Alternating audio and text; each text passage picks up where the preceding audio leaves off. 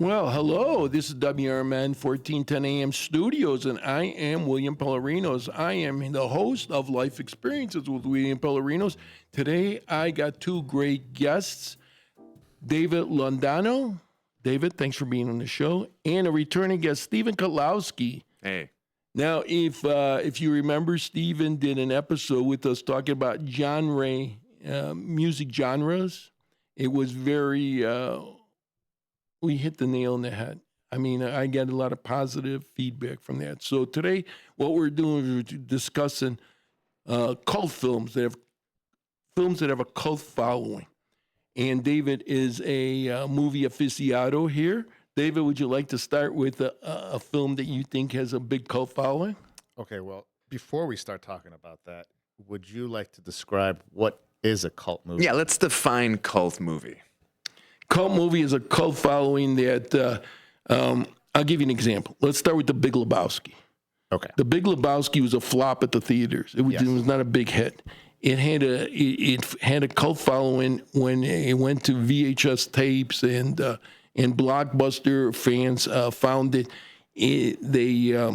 There's T-shirts and there's products. There are yearly festivals for this movie. There are yearly festivals, yes. And Jeff Bridges, the star of that film, has appeared in a couple of those yearly festivals. One he had John Goodman with. So, yes, that film has a cult following where people, if we played it in a theater, people would come and see it. It would be sold out, 1,000%. But the question is now that it's so popular, is it still a cult movie? Isn't that weird? That's bizarre. It died originally or made very little money, but that was the great thing about Blockbuster and videos, where they had an afterlife in the video format. Well, I worked at a video store, and I know exactly what you mean. You did? Yeah, no, it's one of the greatest jobs in my life. I'm serious. I frequented a lot of video stores.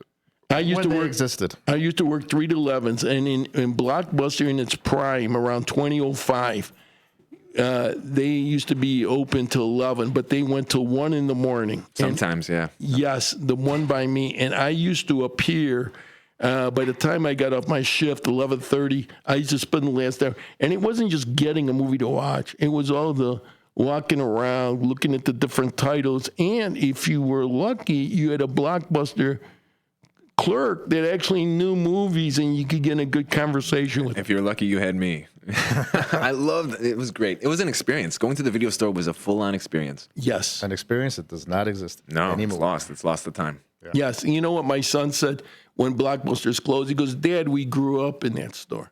What I used to do, especially on winter, cold out there, I said, let's go to Blockbuster, get a movie.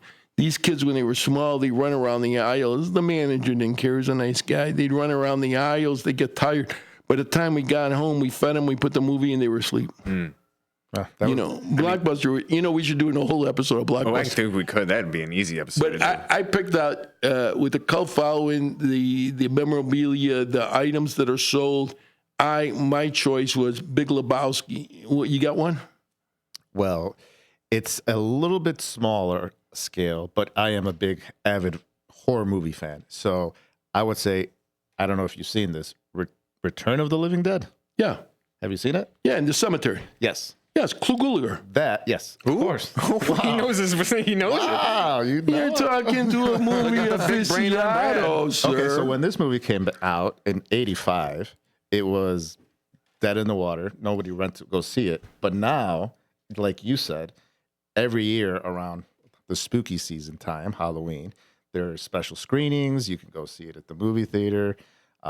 It's amazing the way it has erupted past like you said, cult following, and only I feel like niche people know it, but like if you were to put it out today, nobody would know it. I don't know if I understand what you're I would saying. agree. I would agree that no one general audiences would not know this film. Yes, I've seen it. It was after it started gathering money, they actually made a sequel to Return of the Living Dead Part 2. Yes, correct. Yes. So, but the Part 2 wasn't as good as Part 1, which is rare, We could talk about sequels too, but we won't get into that. But anyways, you got another one so people would know about? There's a movie everyone knows called Fast Times at Ridgemont High. This is not a cult movie. Everyone knows it. Most people love it. But there is a cult movie that I think is superior. Same mojo, called The Stoned Age. Takes place in the 70s. It's a period piece. It's about two guys on the lookout for girls. There's a soundtrack that's the Blue Oyster Cult. Coincidentally, the Blue Oyster Cult is playing tonight in St. Charles at the Arcada Theater. Your man is going to see Blue Oyster Cult. But this movie, it's a comedy, takes place in the 70s. It's about two kids in their station wagon, cranking acid rock tunes, cruising for chicks. I think it's better than Fast Times. And if you like Fast Times, go check out The Stoned Age. And you know what? You actually named a film that I didn't see, and I'm going to jot that down. The Stoned Age. The Stoned Age. Who's in it? Exactly. Who's in it? Frankie Avalon's in it, but that's about it as far as big names go. So he does a cameo. He does, yeah. They kind of bust his horns. Kind of like a Back to the Beach cameo. Right. One of the running jokes throughout the film is like they're always looking for the Frankie Avalon house, and they eventually find it.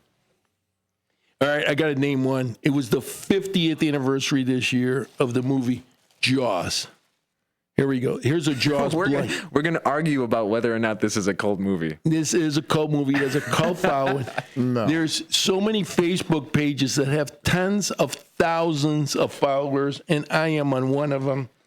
And I give my 2 tidbits about Jaws, and I learned a lot from the people. There's actually people that were extras in that movie that, Facebook, because just like anything else, the internet's made the world a lot smaller. So Facebook's got comments from people that live out there in Martha's Vineyard or did live or did work during during the time in 1975 when they made the film. It's and there's books written about it. There's T-shirts. And even Seiko, the watch company, a high-end watch company, has a 50th anniversary watch this year, and my friend bought it for like $750. Doesn't the mere existence of this watch tell you that it's not a cult movie? No, it is a cult movie. It can't possibly. It's like saying Star Wars is a cult movie. It has a cult following. Star Wars is a cult following too. There are people that watch it over and over again. There are people that buy Star Wars products, books, lunch boxes. Was Jaws a flop at the movie theater when it came out? No. So it can't be a cult movie. No, that's not the requirement. Then what is? That's why we had to define the rules. It's when it has an ongoing life and people follow it religiously.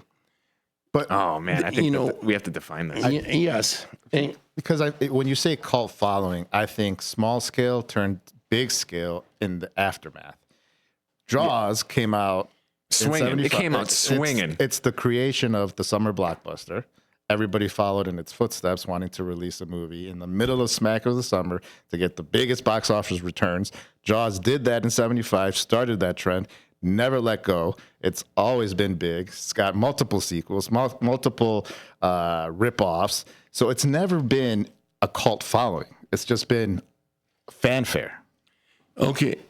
Start a Jaws page. I'm sure you'll get 10,000 subscribers. I guarantee it.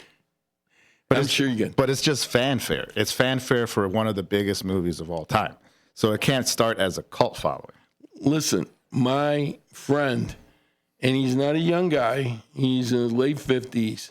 He's a fanatic. He'll buy anything for Jaws. Well, that's okay. He's a fanatic, but he's not a cult. All right. Yeah, a cult movie has to fail in some way before it has to develop a fan base. It can't have dominated from the get-go. All right. So if you're going that route, name one. We named two. And name another one. Okay. Here's a perfect example. When the movie Reservoir Dogs came out, no one ever heard of Quentin Tarantino. That movie bombed. But because of the cult following of people seeing it after it being released. Hold it. On that thought, there was another one, VHS tapes. It had an afterlife in the video market. Because I remember buying the VHS tape after the video store got tired of renting it. No one's disputing that. Yes, but that's where it became, it found its following in the video market. Wait, go ahead. For which one? Reservoir Dogs. Yes. That's, for yeah, sure. of course. Well, that's where it started to begin.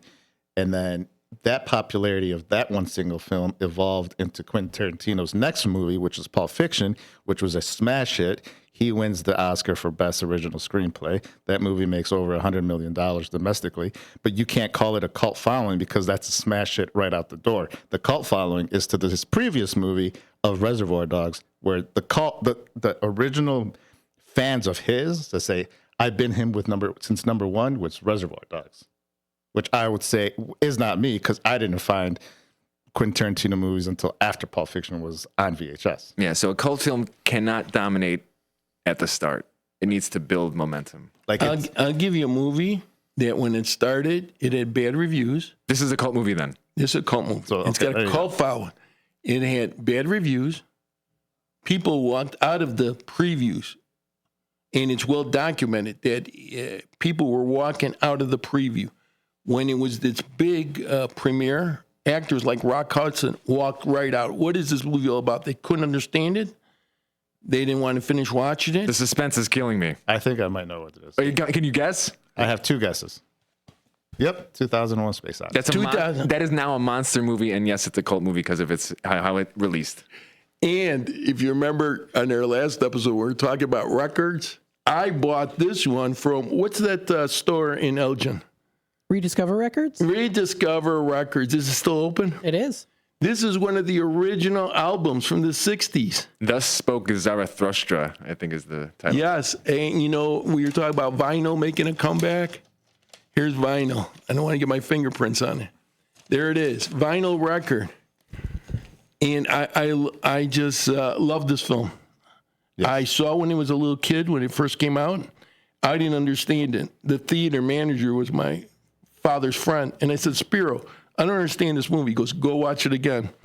I didn't understand. Buy more tickets. Now, wait. No, he was free for me, but I was just there killing time. I watched it again. I didn't understand it. Flash forward some 40 years. I met the two actors that were in the movie, Gary Lockwood and Keir DeLay. And I told these guys, hey, when I was a kid, I saw this movie. I said, what is this movie all about? And Keir DeLay explained it to me. He played Dave Bowman in the film. He was very articulate. He had a great memory. He explained the film to me. And then what I should have done, instead of bothering me, I should have just read the novel. I ended up reading the novel. But the novel was written along at the same time the movie was being made. So there's stuff in the novel that wasn't in the movie. So sometimes the book is more informative than the movie. So 2001, The Space Odyssey is my pick. It's got a cult following. There are websites and there are fan pages and there are Facebook pages dedicated to this. This is one of my personal favorites. Your turn, sir. David. Okay. You're leading. All right. So if you want another cult movie, I don't know if you would consider this a cult movie because of the box office success of it, but at the time, would you consider Brian De Palma's Body Double a cult movie? I saw it in the theater. The theater was empty. I think he died at the theater. And I think it died at the theater. It was before my time, so I wouldn't know. I walked out. It was kind of like a weird movie. You know, I didn't have any, feelings about it. It's just a weird movie. I think he missed the mark. But after years of watching it, I think there are some important cinematography key points in that movie, the way he films it. Brian De Palma was very inspired by Hitchcock. Of course, yes. A lot of his films carry the Hitchcock, yes, kind of obsession, the feeling. A lot of his films have voyeurism. those tracking shots like Hitchcock. If you like Hitchcock, you might enjoy Brian De Palma. He was just inspired by Hitchcock, but that was a weird movie. You know what? It's good to check it out once. Will you check it out once, there, Matthew? Okay. I think Thank you'd you. like it. I think you'd like it. I know a cult classic, Hocus Pocus. Yes. That did not do good at first in the box office. Our generation, our people love that movie now. Yeah. But when I was a little kid, I was like, this movie's so stupid. And everyone was like, this movie's so dumb. And then now people love it. You see it everywhere. I think they replay it on Disney, right? Mm-hmm. I watch it Halloween every time. year, pretty much. Yeah. Halloween time. Horror movies in general, I feel like are more want to cult status than most other kinds of genre films. Like, would you consider Texas Chainsaw to have been to be a cult classic? Yeah, Like, how you did it know what? perform? When I go into this T-shirt shop at the Wisconsin Dells, and I look at the walls of all the imprints T-shirts they can create, and I see those movies that pop back and bring back memories. Those are, to me, have a cult following. I was just there this weekend. They actually had an emblem with Goodfellas. Goodfellas, Scarface, The Godfather. How did Scarface perform when it first released? I heard it bombed. Big hit. No, it was a big Was it a hit or Scarface, a really? bomb? It made money. That's another DePaul. And here's the thing. They had to wait 20 years before they started reporting out memorabilia because there was a copyright to it. But after the 20-year mark, Scarface has products all over the place. And here's, if you watch documentaries, after the film came out, people were quoting Scarface. They were quoting. Oh, they still do. It's ubiquitous. It's a big one. It's everywhere. I got to name one more. It may not fall in your category, but if you put it on, anytime it's on, I watch it. We talk to my friends watching. The original, here it is, Alien. I need to know how that performed when it released. How did Alien? I saw it in 79 when it came out.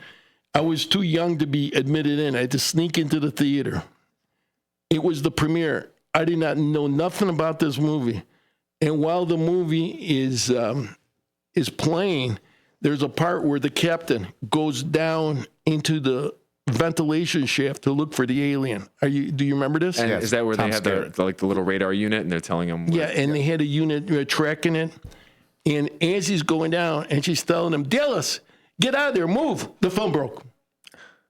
You heard people go, oh, the theater erupted. The film broke. That was when, there was years before digital films, and they had film was actually on a strip, and it broke. William, I don't know if you know this, but I'm a painter by trade. I went to art school. I paint all the time. I have a painting here that I'm going to give to my friend right now. He doesn't know it, but it's about to blow his mind. That H.R. Giger design for that xenomorph is timeless because it is just as cool now in 2025. And I can't explain. I had this debate with someone else who was an artist. It is both feminine and masculine. It is both living and dead. There's humanity in its face. It's compelling to look at. For such an old design, I think it's going to remain fresh forever. It's eternal. Oh, of course. As long as they keep making those movies, that creature would never die off. Hey, while we're talking about, And a little tidbit about that movie, about especially that scene you were talking about, right when the film broke. In that scene, can I give a little spoiler? Yeah. Spoiler alert. go ahead. Tom Skerritt, the captain of the ship, he gets killed in that scene. Now, what people didn't know, if you watch the movie from the beginning, in the beginning credits, Tom Skerritt is the main actor.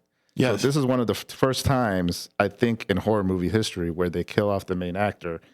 Maybe the second kill in the movie. Yeah. So people were like, "What? What's going to happen now?" That's Yes. So, yes, that left a void. When the captain of the ship dies, that left a void. And the next scene where they're sitting there and they're despondent for maybe like 30 seconds, and then somebody has to come up with a plan. Yes. That was a very intense, good acting. Another, I got to say this while we're on monster films. A film came out in the 50s. It did not do good, but it has a super cult following. Godzilla. Not only years later was it rediscovered, it was remade. It has fan clubs. There's a yearly fan festival, and it comes to Chicago. If you look on the internet, it's g-fan.com. there is never not a new Godzilla coming. I feel like they make these movies and they never stop. They will never stop with these. Look, every year they come to Rosemont. This is such a festival. They're cult following. It's very good. Oh, wow. A friend of mine, you know the guy, Mike. He probably goes to that. I'm sure. I'm sure he goes. He loves the kaijus. Oh my goodness. Yeah, there's so many Godzilla films. Yeah, but there weren't. There was a big gap. from the first one to when they started making these little sequels in the 60s, they were coming out of Japan. Son of Godzilla, and then before and the whole I guess you would call it a rogues gallery, but all the other monsters that he fights have their own films too and their own little backstories. yeah, but Guillermo del Toro, I think, made one in the 2000s, right? He made a Godzilla film, or no? Am I wrong? Didn't he make Pacific Rim? Was that? Yeah, that's what he made. It's Godzilla? a movie that's like it's a kaiju film with giant monsters that fight each other. Yeah. Yeah, but I remember them making the one with Matthew Broderick and. oh, that was huge. Ugh. Yeah, so before the American versions, there was I said about 30-year gap between the American versions and the Japanese versions. But Godzilla's got a cult following. All right, so we're down to 3 minutes, Steven. Can I take a minute of your time? This is like I said, with the H.R. Geiger design of that alien, I mentioned that I was a painter. And I have something to give to my friend on the air. It's right behind you right now. I'm going to fill up the time while you go back there and start ripping it open. Rip it open like it's Christmas time. Fast forward 3 weeks and pretend it's Christmas, and I want you to open this bad boy on the air because you deserve it, my man. David Lodoño is one of my dearest friends. We've known each other since kindergarten. And he just got married, and we're very proud of him. And I love him very much, and this is for him. Oh, wow. This is his wedding photo, everybody. Wow, this is absolutely great. I'm glad you like it, my man. I hope it hangs up in your new house. It will. It's going. I know exactly where it's going. Yeah, Thank you is it so going to be? much. No, you're welcome. You're very welcome. Thank you. I'm trying not to fall off. You've seen it? I see it. It's beautiful. On this show, I always like people getting gifts. Yeah. Thank you for giving him the gift. Thank you, David, for being on the show. Steve, you're always welcome back. Thank you for having me. Steve, you're always welcome back. As we're winding down here, follow me on my Facebook page, Pelarenos Police Project, and feel free to communicate through me on that page of any topic you want to hear or something you want to see in this show, and we'll try to accommodate you. So as we're winding down, how much time we got left, Matthew? You got 1 minute and 40 seconds. We have 1 minute and 40 seconds left. Another, our YouTube page is what, Matthew? YouTube.com at WRMN Radio. YouTube.com. You'll see past programs, as well as if you go to YouTube and just enter my name, William Pelarenos, in the search engine, you have about a dozen programs on there. Mm-hmm. Thank you, Matthew, for entering those. And as I want to finish out here, I want to talk about one last movie. Started out big, but James Bond. Would you believe that he dressed up like James Bond for his wedding? He's wearing a white tux in that painting for crying out loud. Yeah, right there. James Bond is And I'm the only one that noticed. I go, are you dressed up like James Bond for your wedding? He's like, yeah, you're the only guy that said something. Did you take the wife to Casino Royale? No, but we did go to Europe. Oh, looking for a Blofeld. Anyways, thanks for being on the show. Thanks for talking about cult films. We've got to have another one like this. I really enjoy some later episodes like this. Thanks, guys, for coming on. And Matthew, thank you for running the boards. Of course. Everybody, like I said, follow me on Pelarenos Police Project. And on Twitter, I'm at Police Project 1. Thank you. Have a great week. Thank you.